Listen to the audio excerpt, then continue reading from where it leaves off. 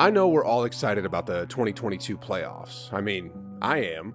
This is about as competitive as the NBA has ever seen. I mean, you have Kyrie and KD coming in as the 7th seed in the East, you have Golden State with its Hall of Fame trio finally back together, and then you have the combination of LeBron, Anthony Davis, and Russell Westbrook, missing the play-in tournament. Well, I'm pretty sure nobody saw that coming before the season began. Anyway, that's sort of what I want to talk about today, LeBron James, and some of y'all might hate this take and some of y'all might love it, but I think he's headed towards joining Steph and Curry in the Golden State Warriors in the 2024 season. And today, I'll go over why that's the best decision for him and why it's probably going to happen. And also, what will that mean for the Warriors as an organization? First of all, it all starts with Bronny James. Bronny is currently 17 years old and will be eligible to enter the NBA in 2024.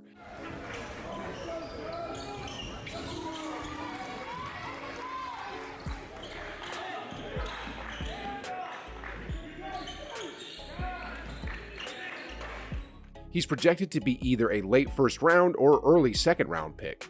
And the Warriors? Well, they just happen to have a first round top 4 projected pick and potentially 3 second round draft picks in 2024. So, the picks are definitely there and, well, moving on here. LeBron James has repeatedly stated that he wants to end his NBA career playing alongside his son.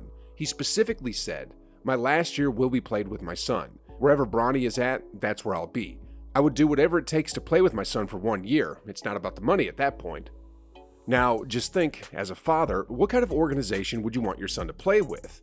I know LeBron said that he'd be anywhere where his son lands, but as a father, you'd want your son to be in the best possible organization that can foster growth and, more importantly, where Bronny would be happy.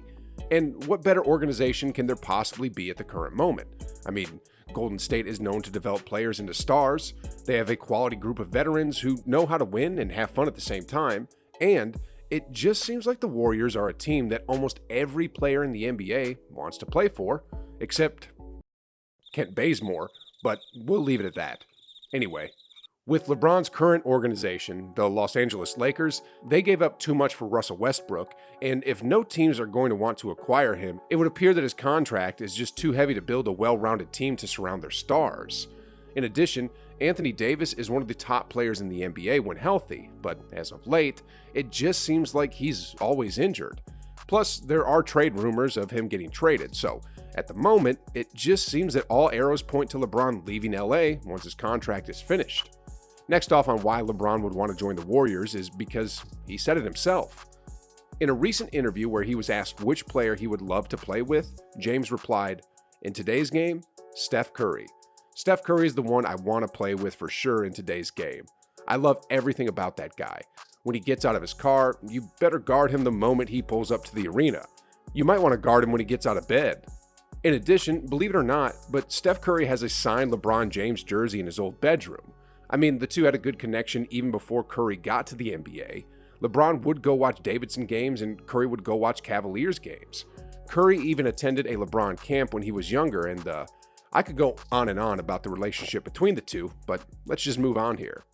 Klay Thompson, on the other hand, recently starred in Space Jam 2 right alongside LeBron, and then comes Draymond Green.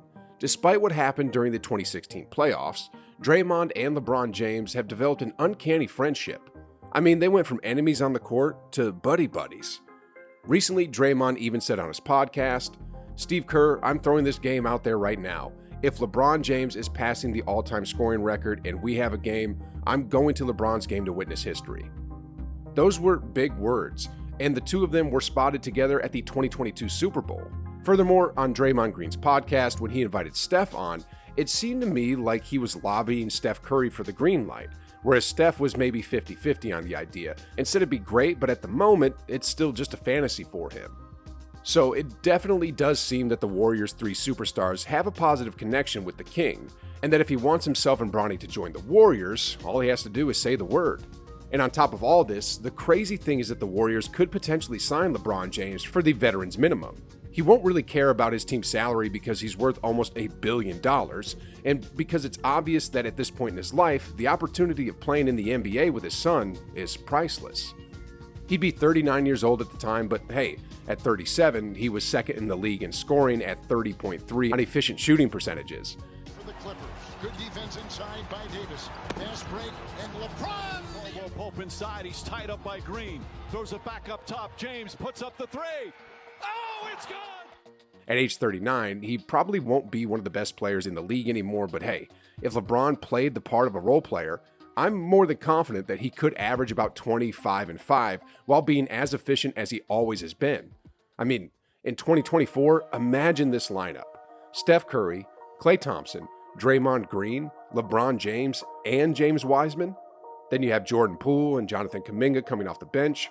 Curry would be 35, the same age as Chris Paul, who's playing like an absolute superstar. Klay Thompson would be the same age as Kevin Durant currently, who probably would have been the MVP this season if not for his injuries. Draymond Green would be the same age as Patrick Beverley today, who is still a defensive menace. James Wiseman would finally have a few years of basketball under his belt. And then you have LeBron James at age 39.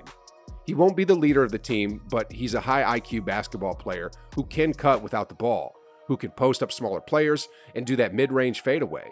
And he's definitely no splash brother, but as of late, he definitely has improved his three-point shot quite a bit. Then coming off the bench, you'd have Jordan Poole and Jonathan Kuminga, who would probably both be all-star caliber players at the time. Sheesh, guys. The roster would be a bit older, but it would be a mix of veterans and younger players, and probably would be in serious contention for a championship. Bronny can come off the bench from time to time during the regular season, and LeBron would have his dream come true of playing with his son in the NBA, and he'd have a winning shot at another championship while he's at it. And then, like I said, after LeBron leaves, I'm sure Draymond Green would look after Bronny while he's in the Bay Area. Plus, what better team to develop his talents than Golden State? I mean, look at what the organization did with Jordan Poole. A late first-round pick, but now he's playing like the 2015 MVP version of Curry. Then look at Andrew Wiggins, a borderline bust by most analysts when he was in Minnesota, but now he's an all-star starter. In addition, San Francisco is still really close to Los Angeles, so Bronny would be close to his family. This would be a win-win-win situation on all sides, really. LeBron would be able to play with his son and compete for a championship. The Warriors would be able to acquire one of the greatest players in the history of the NBA at the veterans minimum price. And Bronny would be in one of the best organizations in the NBA. And if there's any team that can bring out the best in a player, it's got to be the Warriors. I'm sure LeBron's comments about playing with Steph Curry have already alerted Bob Myers and Joe Lacob, and the thought of acquiring Bronny to acquire LeBron is already in their plan. And I look forward to what's going to happen in 2024. But anyway, in the meantime, the playoffs started, and for the Warriors, I have a feeling this year is going to be a great post-run season for them.